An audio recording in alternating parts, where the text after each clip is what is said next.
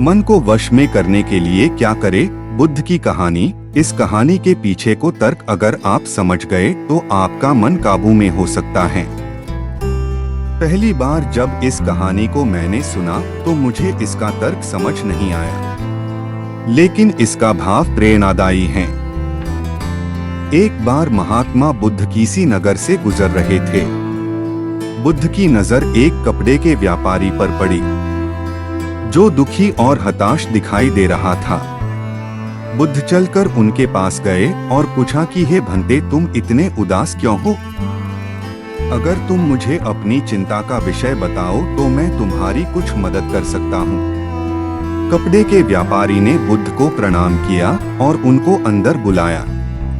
उस व्यापारी ने कहा कि जब से मेरी पत्नी की मृत्यु हुई है, तब से मेरे घर पर मेरे छोटे बेटे की देखभाल वाला कोई नहीं है, इसलिए मैं हमेशा इसको अपनी दुकान पर लेकर आ जाता हूँ। लेकिन मेरी दुकान पर आने वाले हर ग्राहक की पगड़ी को उछालकर फेंक देता है, कभी कभी उनका झोला उठाकर बाहर फेंक देता है। मैंने इसको बहुत समझाया, डांटा, लेकिन यह नहीं समझा। इसकी इस हरकतों की वजह से मेरे सारे ग्राहक खुद को अपमानित मानकर वापस चले जाते हैं। बुद्ध बोले, मैं तुम्हारी सहायता कर सकता हूँ, पर तुम मुझे वचन दो कि मैं जो भी करूँगा तुम उसमें दखलंदाजी नहीं करोगे, ना ही कोई प्रश्न करोगे।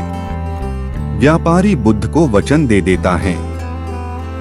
अगले दिन बुद्ध एक पगड़ी पहनकर आए और एक ग्राहक की भांति आकर बैठ गए।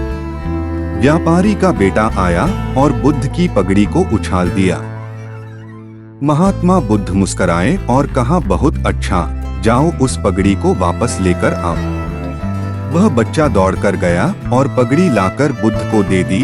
अगले दिन बुद्ध एक कुल्हाड़ी और एक लकड़ी लेकर आए।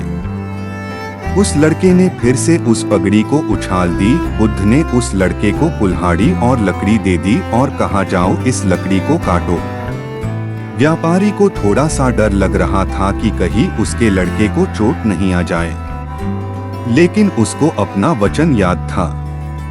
7 दिन तक महात्मा बुद्ध कोई न कोई नया काम लेकर आते और उस लड़के से करवाते। शीघ्र ही वह लड़का भूल गया कि उसको किसी की पगड़ी उछालनी है।